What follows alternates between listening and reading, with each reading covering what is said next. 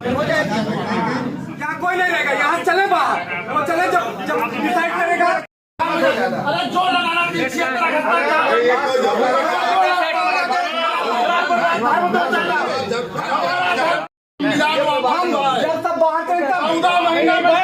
उसका दिखा दीजिए।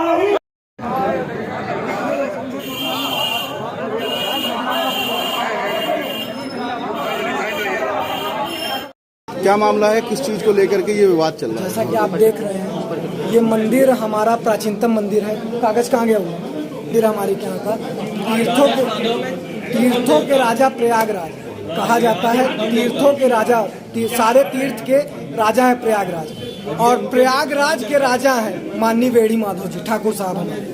ये पूरे प्रयागराज के राजा हैं, और ये मंदिर हमारा बहुत प्राचीनतम रहा है। इस मंदिर में शुरुआत से पूजा अर्चना चलती आई है, और इसमें नियमता यहाँ पर हमेशा महंत जो है 1919 से लेकर लगातार महंत बनते आए हैं। माननीय कैलासा गिरी जी महाराज थे, चेला थे सदानंद गिरी जी महाराज के, माननीय सदानंद गिरी जी महाराज 1919 से लेकर 1945 तक वो यहाँ के महंत थे। उसके बाद माननीय सरजू गिरी जी, जो कि कैलासा गिरी जी महाराज के चेला थे, 1945-1948 तक वो यहाँ के महंत रहे। उसके बाद माननीय माधव गिरी जी चेला थे सरजू गिरी जी महाराज के, 1948 से 1951 तक वो यहाँ के महंत थे। उसके बाद माननीय राम गिरी जी महाराज चेला थे सरजू गिरी जी महाराज के, 1951 से लेकर 1953 तक वो महंत थे। उसके बाद माननीय ओंकार गिरी जी महाराज चेला थे राम गिरी जी महाराज के, 1953 से लेकर के 2020 तक वो थे। अभी क्या विवाद है? उसी में आ रहा हूँ।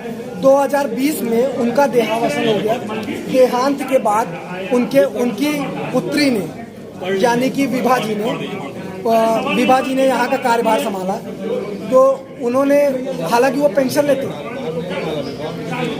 यही मतलब उनका एज पर केयर टेकर के उनकी तबीयत जब खराब हुई थी तो वो देखभाल करने के लिए यहाँ पर आई हुई थी। वो देखभाल करते अब क्लियर ये भी नहीं है कि ये उनकी बिटियां हैं ही, ये भी मतलब संदेहात्मक है। चूंकि उन्होंने मुस्लिम से शादी कर ली है तो हम लोग कैसे मान सकते हैं कि उन्हीं की पुत्री है। इन्होंने उसके बाद क्या किया, इन्होंने आसिफ सिद्दीकी के नाम के व्यक्ति से 2002 में ही शादी कर ली थी।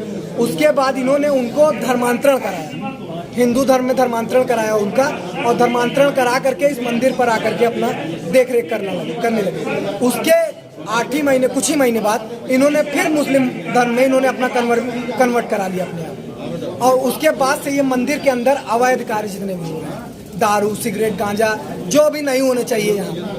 अभी आपने देखा है कि हमारे गर्भगृह में जो मुख्य पुजारी होता है वो जाता है, वो मुख्य पुजारी भी 2 बार दिन में स्नान करके तब गर्भगृह में जाता है, और वो लहसुन प्याज का सेवन नहीं करता है, लहसुन प्याज तक का सेवन नहीं करता है। और एक व्यक्ति अभी आपने देखा जीन्स पहन करके अंदर गर्भगृह तक हमारे चला गया। हमारे गर्भगृह में उन्होंने माननीय महंत जी का वो क्या कहते हैं समाधि बनवा दिया, जबकि हमारे मंदिर के पीछे इतनी स्थान खाली है, हमारे मंदिर के स्थान है, उसमें आप बनवा सकते थे समाधि स्थल। गर्भगृह में कभी आज तक किसी मंदिर में आप देखेंगे नहीं बना।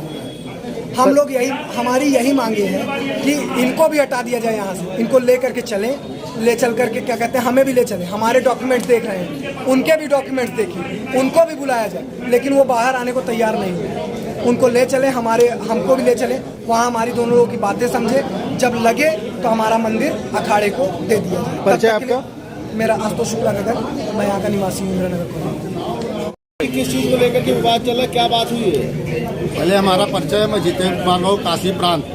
का आरती प्रमुख हूँ और प्रयाग उत्तर का रहने वाला यहाँ पे संघ की दृष्टि से यहाँ पे धर्म की रक्षा करना हमारा संघ का काम है। हम सनातन धर्म में इसीलिए जन्म लिए हैं और धर्म की रक्षा करना, सनातन धर्म की रक्षा करने के लिए हम लोग पैदा हुए हैं, उसे मर जाएंगे।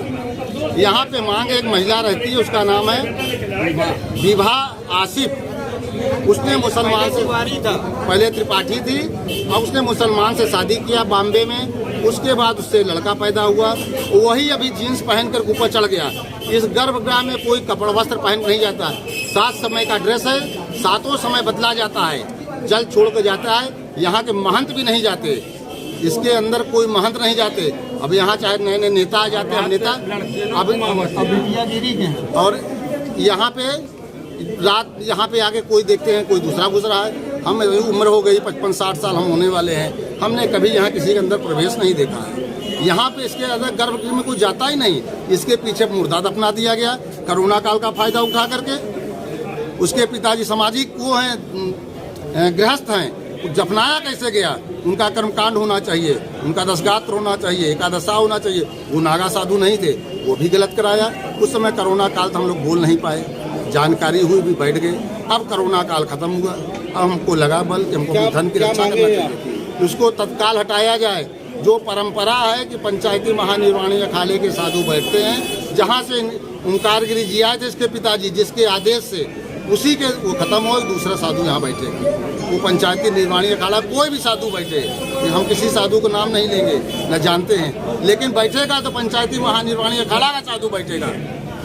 जो परंपरा है, ओंकारगिरी भी वहीं से आए थे, उसके पहले भी अखाड़े से आए थे, उसके पहले भी अखाड़े से आए थे। सारा रिकॉर्ड ले किसके बाद कौन आया है। लेकिन इनका ये मुसलमान होकर के यहाँ पे बैठी, तत्काल इनको हटाया जाए। प्रशासन कहती है कि अभी हम चलकर 18 तारीख को बात करेंगे। 18 ऐसी समस्या में शासन ने 14 महीना वहाँ बैठे जो आंदोलनकारी थे, अगर हट गए होते तो आज कोई संविधान चेंज ना होता।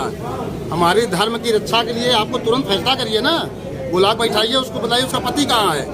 उसका आदमी आएगा, खुद ही पता चल जाएगा कौन आदमी है। फोन पे बात कर लीजिए ना। नहीं, उसका पति है तो कौन है? उसके पति अपने पति के साथ दस्तखत किया, सर्विस करती है, 1,60,000 तनख्वाह पाती है, उसमें भी उसका पति का नाम है। तो बुलाए ना, फोन करके बात कर लें। प्रशासन 10 मिनट का काम है। फोन परिचय दे दें अपना। मेरा नाम जितेंद्र कुमार।